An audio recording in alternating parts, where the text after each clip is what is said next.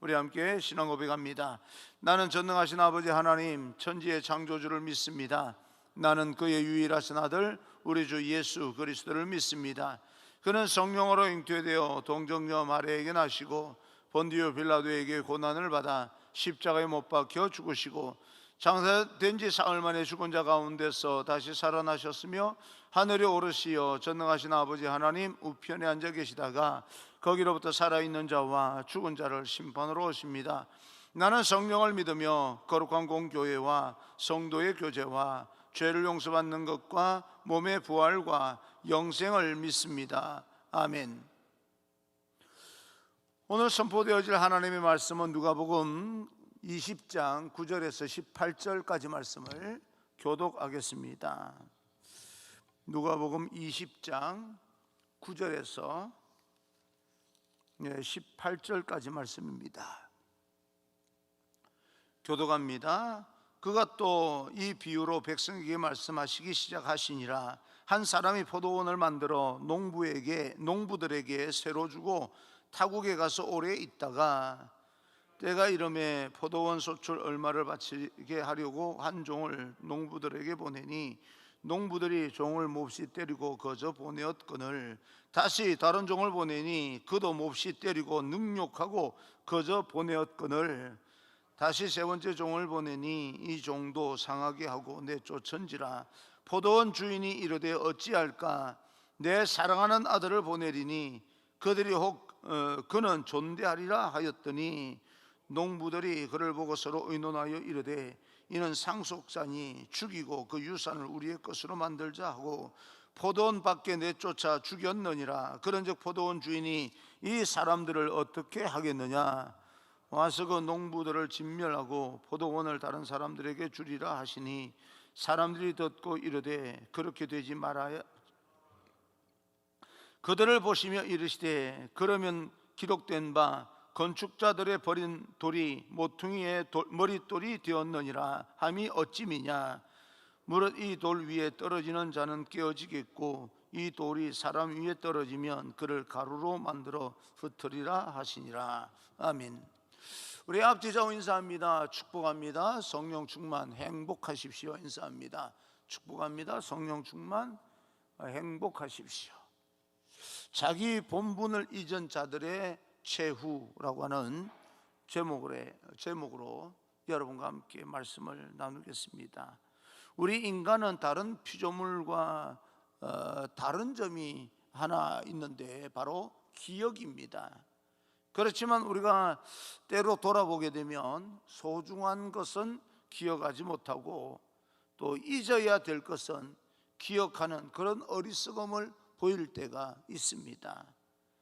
더러 인간은 망각의 존재다 그렇게 불리기도 합니다. 개구리 올챙이적을 모른다라고 하는 말처럼 우리가 하나님께 받은 은혜와 축복들을 잊은 채 마치 세상이 내 것처럼 내가 마음대로 할 수 있을 것처럼 그렇게 여기고 살아가는 그런 존재들이 바로 우리들이 아닌가라고 하는 그런 생각을 해봅니다. 반역하는 포도원의 이 농부들의 비유를 통해서 우리 마음이 주님 앞에 어떠해야 하는지에 대해서 살펴보고 우리가 기억해야 될 것은 기억하고 잊지 말아야 될 것은 반드시 기억하고 잊어야 될 것은 좀 잊을 수 있는, 흘려보낼 수 있는 그런 축복이 있기를 간절히 소망합니다. 우리가 하나님께서는 우리가 하나님의 은혜를 기억하며 살기를 원하십니다. 우리가 받은 모든 것이 결국에는 사실은 알고 보면 주님의 것이고 우리가 청지기로 부름을 받았다라고 하는 것을 기억하고 주인이신 그분에 따라 뜻을 따라 살아갈 수 있는 그런 결단이 다시 한번 있기를 빕니다. 9절입니다. 9절 그가 또 이 비유로 백성에게 말씀하시기 시작하시니라. 한 사람이 포도원을 만들어 농부들에게 새로 주고 타국에 가서 오래 있다가 주인이 농부에게 맡기신 것처럼 하나님께서 우리에게 맡기신 것이 있습니다. 우리는 주인이 아니라 청직입니다. 우리에게 주어진 생명조차도 내 것이 아니라 하나님의 것입니다. 그러므로 우리는 이 생명이 마지막까지 이 육신의 몸을 입고 있을 때까지 잘 제대로 유지되게 하기 위해서 우리는 건강을 위해 노력할 필요도 있습니다. 내 것이 아니기 때문에 그렇습니다. 그런 면에서 우리의 본분이 있다면 주인이신 그분의 뜻을 잘 알고 깨닫고 그분의 뜻에 따라 살아야 됩니다. 타국에 가서 오래 있다가 라고 하는 그 표현을 통해서 이제 주님께서 우리에게 그 무엇인가를 믿고 맡기실 때 가까이에서 이래라 저래라 간섭하시는 분이 아닙니다. 믿고 맡겨주시는, 전적으로 신뢰해 주시는 분입니다. 그러면 그럴수록 우리가 잘 해야 할 것입니다. 믿고 맡겨주신 것만큼이나 책임감 있게 잘 해야 되는데 시간이 지나면서 마치 내 것인 것처럼 그렇게 게으름을 피우거나 소홀히 하는 경향이 있다라고 하는 겁니다. 우리는 주님의 뜻을 너무너무 잘 알고 있습니다. 그동안 신앙생활에 오면서 많은 그런 어떤 설교를 들었고 또 우리는 성경 지식을 웬만큼은 다 알고 있습니다. 설교를 들으면 새로운 것을 들어야 우리가 신앙을 잘 결단하는 그런 존재가 아니라 우리가 들은 것 지금 어느 정도 알고 있는 것만이라도 우리가 잘 결단하게 될 때 우리는 놀라운 그런 인생을 살아가게 될 것입니다. 그래서 주님의 뜻을 잘 알고 있는 만큼이나 우리의 모든 삶의 영역에서 아름다운 열매를 맺기를 원하시는 분이 바로 주님이시다라고 하는 것인데요. 농부들은 주인이 없는 사이에 많은 열매를 맺었을 것이고 그 열매로 인하여서 마치 자기가 만든 것처럼 먹고 즐기고 행복하게 살았을 겁니다. 그러나 그 포도원은 자기들이 조성한 것이 아니라 하나님께서 만드신 겁니다. 주인이 만들어 놓은 거예요. 맡긴 것뿐입니다. 그러나 이 농부들의 마음은요, 이 마치 포도원이 자기 것인 것처럼 착각을 합니다. 자기가 주인이 된 것처럼 착각을 해버립니다. 왜냐하면 주인이 맡긴 지 오래되었기 때문에 그렇습니다. 10절입니다. 때가 이름에 포도원 소출 얼마를 바치게 하려고 한 종을 농부들에게 보내니 농부들이 종을 몹시 때리고 거저 보내었거늘 때가 이름에 주인은 우리에게 맡겨주셨지만 종종 우리가 주님의 뜻에 어떻게 반응하는지 알아보시기를 원하는데 주님은 우리에게 무엇을 맡기시고 무엇을 원하시는지 알고 반응할 줄을 우리도 알아야 되는 겁니다. 그런데 농부들은 하나님께서 보내시는 종들을 하나하나 박대하고 심하게 박해하면서 돌려보냅니다. 종들을 두 번째, 세 번째 계속해서 보내는데요, 이 종들은 구약에서도 많이 소개되고 있는 선지자들과 예언자들입니다. 하나님의 백성들에게 하나님께서는 계속해서 선지자와 예언자를 보내면서 그렇게 살면 안 된다, 이렇게 살아야 된다, 내 뜻이 이렇다라고 하는 걸 알려주는데도 불구하고 백성들이 하나님의 뜻을 떠나서 살아가기 때문에 하나님의 뜻에 따라 사는 것이 아니라 하나님을 거역하고 또 하나님을 멀리하고 떠나는 경향이 있기 때문에 하나님께서 선지자와 예언자들을 통하여서 하나님의 뜻을 따라 신실하게 살아가기를 원하는 것입니다. 어떨 때는요, 일정 기간 일절 간섭하지 아니하고 모든 걸 다 맡기는 경우가 있습니다. 그저 내가 이걸 맡기노라 그렇게 선포하지 않아도 당연히 맡긴 것처럼 그렇게 살아가는 사람이 있습니다. 때로 그런 생각을 해봅니다. 이렇게 지나가다가 공터가 있는데 어떤 사람이 밭을 이렇게 다시 일구고 있습니다. 자기 땅인 줄 알았는데요, 그 땅 주인이 있어요. 땅 주인이 새로 있습니다. 그런데 거기에서 다시 재개발하기 전에, 어떤 것을 개발하기 전에 땅이 그냥 놀고 있기 때문에 자기가 와서 농사를 짓고 씨를 뿌리고 그렇게 하면 그건 자기 소유가 되는 거예요. 그 땅 주인도 농사 짓고 있는 그 땅을 어떻게 못하는 그런 것입니다. 그런데 마치 시간이 지나면서 그 땅이요, 자기 것인 양 그렇게 하는 겁니다. 그래서 내년부터는 이 땅에서 농사를 안 지었으면 좋겠습니다. 여러 가지 밭을 만들지 않았으면 좋겠습니다 라고 말하면 막 자기 것처럼 화를 내는 거예요. 지금 하고 있는 것을 빼앗겠다는 것이 아니라 다시 시작할 때는 안 했으면 좋겠다라고 말하는데도 불구하고 이것이 마치 자기 소유인 것처럼 주인에게 화를 내고 그러는 사람들도 보게 됩니다. 오래되다 보니까 자기 것을 뺏기는 것인 건 줄 알아요. 근데 사실은 처음부터 자기 것이 아니었습니다. 막을 수 있었지만 막지 않냐고 배려해 준 것뿐이에요. 이 왕들도 제사장들도 그리고 백성들도 하나님의 선지자들에게 마음을 두지 않습니다. 계속해서 반역하고 자기들에게 주어진 것이 은혜로 주어진 것이 아니라 마치 자기 것인 것처럼 행세를 합니다. 그럴 때 하나님의 진노를 사게 됩니다. 13절입니다. 13절 포도원 주인이 이르되 어찌할까 내 사랑하는 아들을 보내리니 그들이 혹 그는 존대하리라 하였더니 주님은 선지자를 보내도 마음을 돌이키지 않는 많은 그들에게 이 많은 사람들에게 결국은 예수님을 보냅니다. 다시 말하면 자기가 육신의 몸을 입고 이 땅에 직접 내려오셨다 그 말입니다. 예수 그리스도를 통해서 무엇보다 먼저 유대 백성들이 하나님 앞에 다시 돌아오기를 원했고 온 인류를 위한 하나님의 뜻이 그들을 통해서 이루어지기를 원했던 겁니다. 하지만 우리가 성경을 아는 것처럼 하나님의 아들이신 그분도 이 땅의 그 시대 사람들에게 고난과 순환을 받으시고 십자가에 결국 못 박혀 돌아가십니다.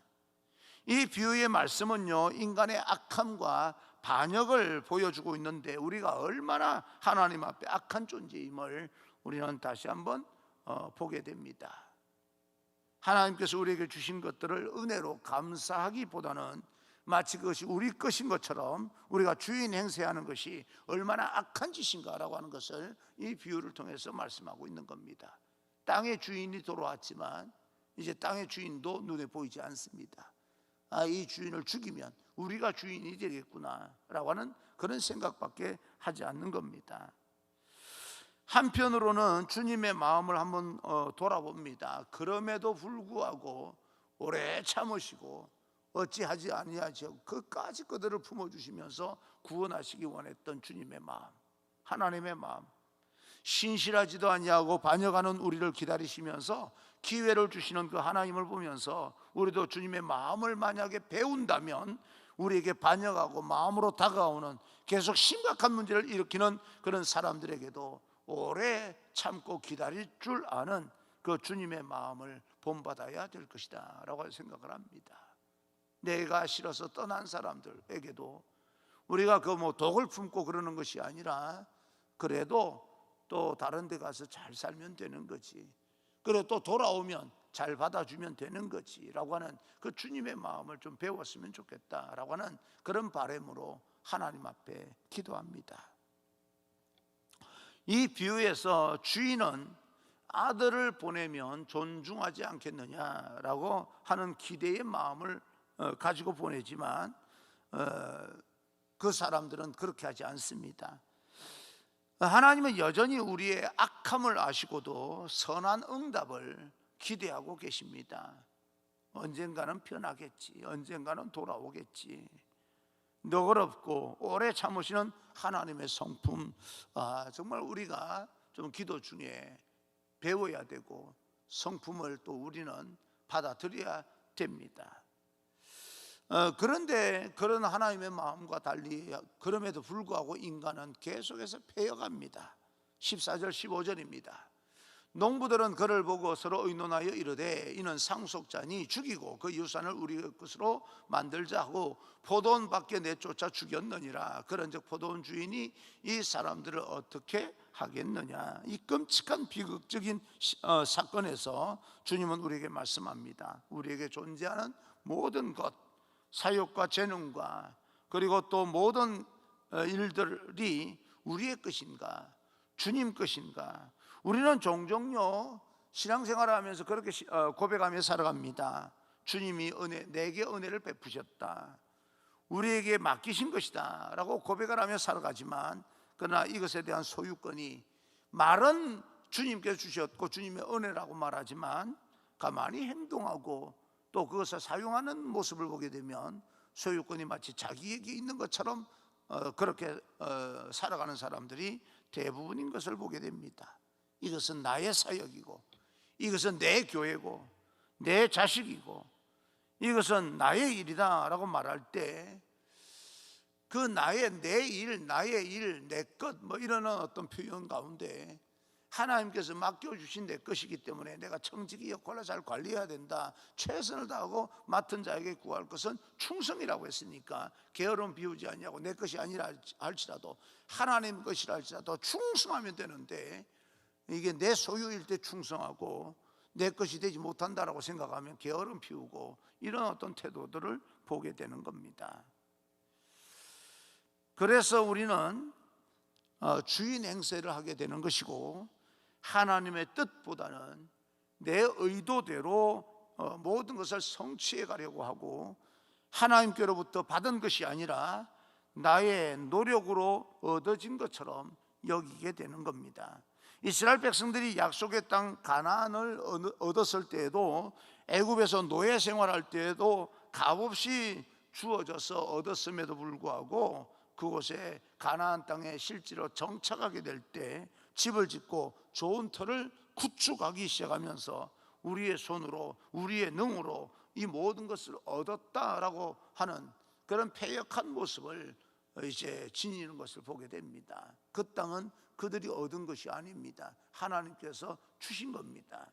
자기들의 헌신과 노력으로 만들어진 게 아닙니다. 전적인 하나님의 은혜입니다. 그러면 오늘날 우리에게 주어지는 것도 전적인 하나님의 은혜입니다. 그 은혜를 잊으면 안 됩니다. 그러나 그 은혜를 전적인 하나님의 은혜라고 기억하고 내가 청지기로 이 땅에서 맡기신 것을 충성하여 살아간다라고 결단하게 될 때 하나님께서는 더하여 주실 것이고, 그렇지 아니하 주인 행세하는 사람에게는 결국은 빼앗아 버린다는 사실을 기억해야 됩니다. 오래 참으시지만 결국 하나님의 뜻을 이루지 아니하고 하나님의 뜻을 따라 살지 아니하고 하나님을 떠나버린 사람들의 인생은 사망입니다. 오늘도 많은 일들을 이루는 사람들을 보게 될 때 내가 이것을 해내었다 고백하는 그런 사람들을 보게 됩니다. 목사님들 가운데 간혹 부흥회를 하게 되면 와서 간증하는 사람들을 보게 되면요, 그 교회는 내가 지었다 이렇게 표현하는 사람이 참 많습니다. 내가 목회할 때에 지었다라고 하는 것이 아니고요, 내가 지었다 이렇게 표현하면 굉장히 이게 말이 잘못된 거죠. 그분이 지은 게 하나도 없습니다. 그분이 목회할 때 거기에서 모든 교인들이 헌금하고 해서 지은 겁니다. 하나님이 하신 거죠. 교인들이 함께, 공동체가 함께 협력해서 했던 거죠. 내가 그곳에서 심호할 때, 목회할 때 그 교회가 지어진 거야 라고 하는 것은 그래도 좀 표현이 좋아요. 그러나 내가 지었다 라고 하는 말은요, 이건 하면 안 되는 말이에요. 근데 서슴없이 하게 됩니다. 그때 김 목사가 지었다며, 내가 지었어. 뭐 자기가 지어요. 자기가 지은 게 하나도 없습니다. 지을 때 좀 불편을 느꼈을 뿐이죠. 사택을 좀 옮겼을 뿐이고, 그렇지 않겠습니까? 사무엘이 실이 없어서 사무엘은 컨테이너 박스를 가져다가 거기서 생활했을 뿐이고, 생활이 좀 불편했을 뿐이에요. 교회 지은 것은 이 교회를 지을 때 했던 것은 좀 관리하고 방향을 정하고, 그리고 교인들 자기보다 헌금 많이 한 교인들도 얼마든지 있을 겁니다. 누가 지은 거예요? 하나님이 지신 것이요. 이 교회를 누가 지었습니까? 우리가 지은 거예요. 우리 모두가 힘을 합쳐서 지은 거예요. 그런데요, 하나님의 은혜로 지어진 겁니다. 그런 의식을 항상 가지고 있어야 됩니다. 무슨 말 하는지는 알겠지만 표현 한마디 한마디가 좀 뭔가 포괄적이고 조심성이 있어야 된다라고 하는 이야기입니다. 그런 측면에서 우리 인생 가운데서 우리가 할 수 있었던 것은 아무것도 없었습니다. 하나님의 은혜로 우리의 삶이 이만큼 성취된 겁니다. 사울이 다윗을 만났을 때 사울은 자신에게 주어진 왕위가 하나님의 은혜로 주어졌음을 알았음에도 불구하고 하나님이 달라 그러면 내어줘야 되는데 말입니다, 결코 빼앗기지 않으리라. 하나님께 빼앗으려고 마음먹지도 않았어요. 그런데 자기 스스로가 빼앗기지 않겠다라고 결단해버리는 겁니다. 그래서 그것을 지키려고 몸부림치다가 패망의 길로 가게 됩니다.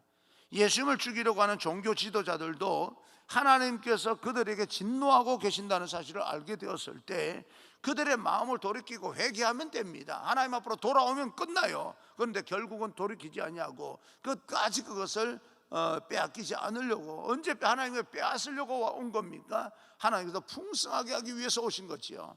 그런데 내 것을 마치 빼앗기는 것처럼 그것을 움켜쥐려고 할 때 모든 것을 빼앗겨버리고 주님을 십자가의 길로 가게 만들고 또 그 앞장서서 십자가에 못 박은 사람은 사망에 이르게 되는 겁니다. 결국 그 포도원을 빼앗기게 되는 거죠. 그런 우리 인간의 패역함은 우리 마음속에서 항상 꿈틀거리고 있다는 사실도 기억해야 됩니다. 우리는 다른 사람이겠지? 아니요, 아무리 하나님의 은혜로 살고 있습니다, 하나님께서 하셨습니다 라고 고백하면서 모든 영광을 하나님께 돌리는 사람일지라도 우리 안에는 이것이 내 것인 것처럼 여겨지려고 하는 마음이 꿈틀거리고 있다는 사실을 기억하고 우리는 하나님 앞에 그래서 더 많이 기도할 필요가 있습니다. 16절입니다 16절, 와서 그 농부들을 진멸하고 포도원을 다른 사람들에게 주리라 하시니 사람들이 듣고 이르되 그렇게 되지 말아 지니라 하거늘. 사람들의 반응은요, 하나님께서 오셔서 그 뜻을 이루시겠다라고 말씀하시는데 내가 가진 것 결코 빼앗기지 않겠다라고는 몸부림을 보게 됩니다. 우리가 주님 앞에 겸손한 사람이라면 우리가 목숨 걸고 지킬 것은 하나도 없다. 주님께서 다 지켜주시기 때문에 내가 지키려고 몸부림칠 것도 없다. 우리는 맡은 자로서 한 가지, 충성만 하면 된다. 신실함으로, 진실함으로 충성만 하면 된다라고 하는 겁니다. 물질도 명예도 권력도 심지어 우리의 사역도 우리의 교회도 우리에게 맡기신 모든 이 것들이 하나님께서 맡기신 것이기 때문에 주님이 달라 하시면 돌려드릴 수 있는 용기를 가져야 되는데 주님께서 그렇게 함부로 우리에게 주신 선물을요 빼앗는 분이 아닙니다. 절대 빼앗기지 않습니다. 염려하지 마십시오. 주님께서는 더 풍성하게 주시려고 하는 겁니다. 마치 내 것처럼 움켜쥐려고 하면 안 되는 겁니다. 우리는 주님 앞에 최선을 다해서 열매를 남겨야 할 뿐이지 우리가 지켜야 될 존재가 아니라고 하는 것을 다시 한번 이 비유를 통해서 돌아보게 됩니다. 우리의 미련과 애착이 주님의 뜻을 거슬릴 수 있다는 것을 우리는 알아야 됩니다. 그래서 17절 18절, 그들을 보시며 이르시되 그러면 기록된 바 건축자들의 버린 돌이 모퉁이의 머릿돌이 되었느니라 함이 어찌미냐.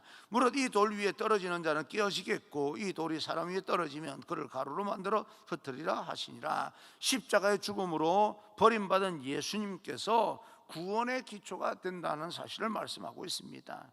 이 예수 그리스도, 그 예수님이 우리의 삶 가운데 찾아오실 때 그분에게 반역하는 거침돌이 되어서 심판을 자초하는 그런 인생이 되기보다 그분의 은총 아래 거하는 우리 모두가 되어지기를 간절히 소망합니다.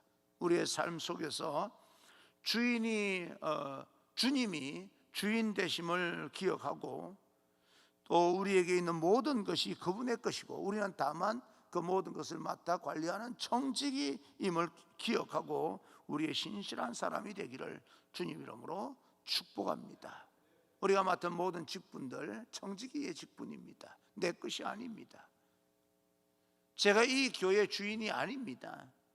여러분이 교회 주인이 아닙니다. 교회 주인은 하나님이십니다. 그러나 우리에게 맡기신 우리 교회입니다. 귀중한 거죠. 하나님의 것이라고 해서 우리가 소홀히 하면 안 됩니다. 나에게 맡겨주신 것이기 때문에 내가 맡고 있는 이 순간만큼은 내려놓을 때까지 최선을 다해야 되는 겁니다. 여러분 삶 가운데 생명이든 재산이든 여러분 인생이든 그 어떤 것이든 하나님께서 맡겨주셨다 믿으시고 최선을 다해서 관리하고 아름다운 인생, 하나님 주신 선물로 풍성한 인생을 살아가시기를 주님 이름으로 축원합니다.